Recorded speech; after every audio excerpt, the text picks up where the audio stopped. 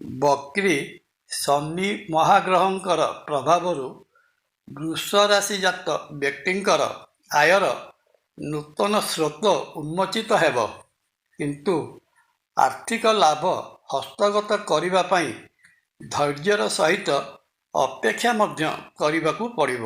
ଜୟ ଜଗନ୍ନାଥ। ନମସ୍କାର, ମୁଁ ତପନ ଡାଇଜେଷ୍ଟକୁ ଆପଣଙ୍କୁ ସ୍ୱାଗତ।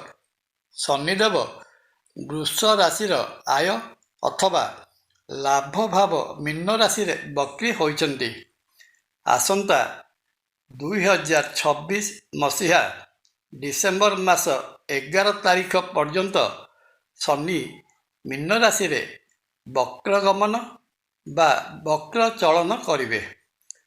ବୃଷ ରାଶି ପାଇଁ ଶନି ଭାଗ୍ୟ ଓ କର୍ମ ଭାବର ଅଧିପତି ହୋଇ ଆୟ ଭାବରେ ଓଲଟ ଭାବରେ ଗତି କରୁଥିବାରୁ ଏହି ସମୟରେ ବୃଷ ରାଶିଜାତ ବ୍ୟକ୍ତି ଆୟ ଓ କ୍ୟାରିୟର ଭାବରେ ବିଶେଷ ଫଳ ପାଇବାକୁ ଯାଉଛନ୍ତି।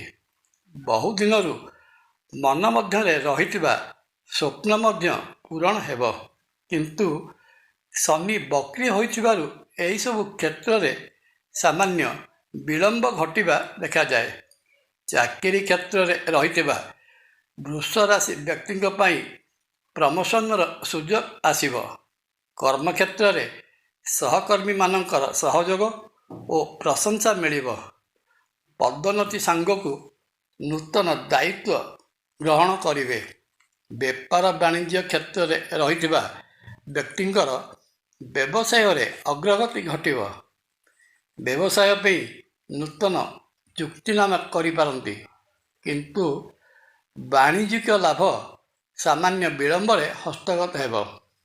ବକ୍ରି ଶନିଙ୍କର ପ୍ରଭାବରୁ ଆୟର ନୂତନ ସ୍ରୋତ ଉନ୍ମୋଚିତ ହେବ, କିନ୍ତୁ ଆର୍ଥିକ ଲାଭ ହସ୍ତଗତ କରିବା ପାଇଁ ଧୈର୍ଯ୍ୟର ସହିତ ଅପେକ୍ଷା କରିବାକୁ ପଡ଼ିବ।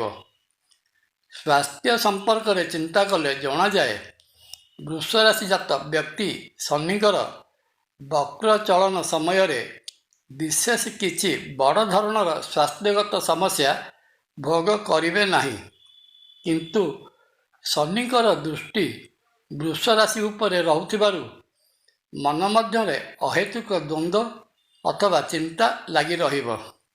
ସବୁ କାମଗୁଡ଼ିକରେ ବିଳମ୍ବ ଦେଖାଯିବାରୁ ମନ ମଧ୍ୟରେ ସର୍ବଦା ଉତ୍କଣ୍ଠା ଭାବ ସୃଷ୍ଟି ହେବ। ସମୟରେ ନିଜ ସ୍ୱାସ୍ଥ୍ୟ ଅବସ୍ଥାକୁ ନେଇ ମନରେ ଭୟ ମଧ୍ୟ ଜାଗ୍ରତ ହୋଇପାରେ। ଶନିଦେବଙ୍କର ଏହି ନକାରାତ୍ମକ ପ୍ରଭାବରୁ ରକ୍ଷା ପାଇବା ପାଇଁ ଶନିଙ୍କର ଆରାଧ୍ୟା ଦେବୀ ମା ଦକ୍ଷିଣକାଳୀଙ୍କର ପୂଜାର୍ଚ୍ଚନା କରନ୍ତୁ। ଶ୍ରୀକ୍ଷେତ୍ରରେ ବିରାଜିତ ମହାବିଷ୍ଣୁ ଶ୍ରୀ ଜଗନ୍ନାଥ ମହାପ୍ରଭୁଙ୍କୁ ଦର୍ଶନ କଲେ ବୃଷ ରାଶିଜାତ ବ୍ୟକ୍ତିଙ୍କର ରହିଥିବା ସମସ୍ତ ଦୋଷ ଖଣ୍ଡନ ହୋଇ ମନବାଞ୍ଛିତ ଫଳ ପ୍ରାପ୍ତ ହୋଇଥାଏ। ଜୟ ଜଗନ୍ନାଥ।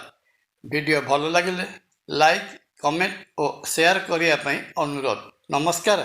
ତପନ।